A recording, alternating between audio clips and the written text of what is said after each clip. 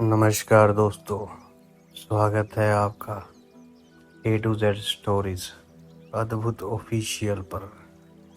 साधु संत फकीर गुरु रहबरों की सदा ही जय जयकार। माओ त्से तुंग ने अपने बचपन का एक संस्मरण लिखा है। उसने लिखा है कि मैं छोटा था, मेरी माँ के झोंपड़े के पास एक बड़ी सुंदर बगिया थी। वे बगिया इतनी सुंदर थी, उसमें ऐसे सुंदर फूल आते थे कि दूर दूर से लोग देखने आते थे। फिर मेरी माँ बूढ़ी हो गई और बीमार पड़ी। ना तो वे अपनी बीमारी से चिंतित थी, ना अपने बुढ़ापे से। उसकी चिंता एक ही थी कि उसकी बगिया का क्या होगा। माँ छोटा था, उसने अपनी माँ को कहा कि तू बेफिक्र रह, मैं तेरी बगिया की फिक्र कर लूंगा। और माओ सुबह से सांझ तक बगिया की फिक्र करता रहा। 1 महीने बाद उसकी माँ ठीक हुई, तो जैसे ही वे थोड़ी चल सकी, उठकर बगिया में आ गई और देखकर घबरा गई। बगिया तो बर्बाद हो चुकी थी। पौधे सब सूख गए थे, फूल सब कुमला गिर गए थे। वे बहुत हैरान हुई। उसने माओ को कहा कि तू पागल है, तू तो सुबह से सांझ तक बगिया में ही रहता था, तूने ये क्या किया? ये सब फूल तो नष्ट हो गए, ये बगिया तो कुमला गई, सब पौधे तो मरने के करीब आ गए। तू करता क्या था? माओ रोने लगा। वे खुद भी परेशान था। वे रोज दिन भर मेहनत करता था, लेकिन ना मालूम क्या बात थी कि बगिया सूखती गई। वे रोने लगा और उसने कहा कि मैंने तो बहुत फिक्र की। मैं तो एक एक फूल को चूमता था और प्रेम करता था, एक एक पत्ते को झाड़ता था, धूल पहुंचता था, लेकिन पता नहीं क्या हुआ। मैं फिक्र भी करता था, लेकिन फूल कुमलाते गए, पत्ते सूखते गए और बगिया धीरे धीरे मुरझाती गई। उसकी माँ ने कहा, पागल। वे हंसने लगी, बोली, उसने कहा, तू पागल है, तुझे अभी भी ये पता नहीं कि फूलों के प्राण फूलों में नहीं होते और ना पत्तों के प्राण पत्तों में होते। पौधों के प्राण वहां होते हैं जहां किसी को दिखाई ही नहीं पड़ते। वे उन जड़ों में होते हैं जो जमीन के नीचे छिपी होती, और उन जड़ों की अगर कोई फिक्र ना करे तो फूल और पत्ते नहीं संभाले जा सकते। कितने ही चूमे जाओ, कितना ही उनको प्रेम किया जाओ, कितनी ही उनकी धूल झाड़ी जाए, पौधा कुमला ही जाएगा। लेकिन फूलों की कोई बिल्कुल भी फिक्र ना करे और जड़ों को संभाल ले तो फूल अपने आप संभल जाते हैं। जड़ों में से फूल आते, फूलों में से जड़ें नहीं आती। लेकिन अगर किसी आदमी से पूछे कि मनुष्य के शरीर में सर्वाधिक महत्वपूर्ण हिस्सा क्या है, तो अनजाने ही उसका हाथ सिर की तरफ उठेगा।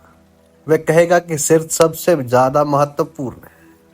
या अगर वे स्त्री हो तो हो सकता है उसका हाथ हृदय की तरफ उठ जाए, वह कहे हृदय सबसे ज्यादा महत्वपूर्ण है। मनुष्य की गलत शिक्षा ने मनुष्य के शरीर में केवल सिर को ही सर्वाधिक महत्वपूर्ण बना दिया। सिर मनुष्य की जीवन धारा का सर्वाधिक महत्वपूर्ण केंद्र नहीं। मस्तिष्क मनुष्य की जीवन धारा का सर्वाधिक महत्वपूर्ण केंद्र नहीं है। जैसे हम किसी पौधे के पास जाएं और पूछे कि पौधे में सर्वाधिक महत्वपूर्ण और जीवंत क्या है, तो ऊपर ही फूल दिखाई पड़ जाएंगे और कोई भी कह देगा कि ये फूल ही सर्वाधिक महत्वपूर्ण है। फूल सर्वाधिक महत्वपूर्ण दिखाई पड़ते हैं, लेकिन सर्वाधिक महत्वपूर्ण फूल नहीं है। सर्वाधिक महत्वपूर्ण वे जड़ें हैं जो दिखाई नहीं पड़ती। मस्तिष्क मनुष्य के पौधे पर लगा हुआ एक फूल है। वे मनुष्य के शरीर की जड़ नहीं। फूल सबसे बाद में आते हैं और अंतिम होते हैं। जड़ें सबसे प्रथम होती है, और अगर जड़ें भूल जाए तो फूल कुमला जाएंगे। फूलों का अपना कोई जीवन नहीं होता, और अगर जड़ें संभाल ली जाएं तो फूल अपने आप संभल जाते हैं। उन्हें संभालने के लिए अलग से कोई आयोजन नहीं करना होता। लेकिन पौधे में देखने पर ऐसा लगेगा फूल सर्वाधिक महत्वपूर्ण है। ऐसे ही मनुष्य में भी लगता है कि मस्तिष्क सर्वाधिक महत्वपूर्ण है। मस्तिष्क अंतिम बात है मनुष्य के शरीर में। वे मनुष्य के शरीर की जड़ें नहीं, वे रूट्स नहीं। हृदय भी सर्वाधिक महत्वपूर्ण नहीं है, और मस्तिष्क भी। पुरुषों ने सारा बल मस्तिष्क पर दिया और स्त्रियों ने सारा बल हृदय पर दिया, और दोनों से मिला हुआ समाज रोज नष्ट होता चला गया, क्योंकि ये दोनों ही बिंदु शरीर में महत्वपूर्ण बिंदु नहीं है। ये दोनों ही बहुत बाद के विकास हैं। मनुष्य की जड़ें इनमें नहीं है, और मनुष्य की जड़ों से आखिर मतलब क्या है? जैसे पौधे की जड़ें होती हैं पृथ्वी में, उन्हीं जड़ों से वे जीवन का रस खींचता है, उसी से जीवित होता है। ऐसे ही मनुष्य के शरीर में किसी बिंदु पर वे जड़ें हैं जो आत्मा से जीवन और रस खींचती है, और जिनके कारण शरीर जीवित होता है। जिस दिन वे जड़ें शिथिल हो जाती हैं, शरीर समाप्त। भूमि में पौधे की जड़ें, मनुष्य के शरीर की जड़ें आत्मा में प्रविष्ट है, लेकिन मस्तिष्क नहीं है वे जगह, ना ही हृदय वे जगह है जहां से मनुष्य प्राणों से जुड़ता है। और अगर हमें उन जड़ों का कोई पता ना हो तो हम कभी भी साधक के जगत में प्रवेश नहीं कर सकते। तो कहां है फिर मनुष्य की जड़ें? शायद आपके ख्याल में भी नहीं है। कुछ सीधी और सरल सी बातें भी अगर हजारों साल तक ध्यान से भूली रहें तो विस्मृत हो जाती है। मां के पेट में बच्चा पैदा होता है, बड़ा होता है, तो मां से वे किस जगह से जुड़ा होता है? मस्तिष्क से या हृदय से? वे नाभि से जुड़ा होता है, वे नाभि से जुड़ा होता है, मस्तिष्क से या हृदय से नहीं। जीवन की धारा उसे नाभि से उपलब्ध होती है। हृदय भी बाद में विकसित होता है, मस्तिष्क भी बाद में विकसित होता है। मां की जीवन धारा उसे नाभि से उपलब्ध होती है। मां के शरीर में बच्चे की जड़ें नाभि से फैली होती है। ना केवल दूसरे, मां के शरीर में उसकी जड़ें नाभि से फैली होती है, बल्कि स्वयं के प्राणों में भी उसकी जड़ें नाभि से ही फैली होती हुई है। मनुष्य के शरीर में सर्वाधिक महत्वपूर्ण बिंदु जो है वो नाभि है। उसके बाद हृदय विकसित होता है, उसके बाद मस्तिष्क विकसित होता है। ये बाद की फैली हुई टाहनियां हैं, इन पर फूल भी लगते हैं। मस्तिष्क पर ज्ञान के फूल लगते हैं, हृदय पर प्रेम के फूल लगते हैं, और यही फूल हमें भुला लेते हैं और हमको लगता है कि यही फूल सब कुछ है। लेकिन जड़ें मनुष्य के शरीर की और प्राणों की नाभि में होती है। वहां कोई फूल नहीं लगते, वे बिल्कुल अदृश्य हैं। वे दिखाई भी नहीं पड़ते, लेकिन पिछले 5000 वर्षों में मनुष्य के जीवन में जो विकृति आई है वे इसी बात से आई है कि हमने सारा बल या तो मस्तिष्क पर दिया है या हृदय पर दिया है। हृदय पर भी बहुत कम बल दिया, अधिक बल तो मस्तिष्क पर दिया है। बचपन से ही सारी शिक्षा मस्तिष्क की शिक्षा है। नाभि की तो दुनिया में किसी कोने में कहीं कोई शिक्षा नहीं, सारी मस्तिष्क की शिक्षा रह गई है। तो मस्तिष्क तो बड़ा होता चला जाता है और जड़ें छोटी होती चली जाती।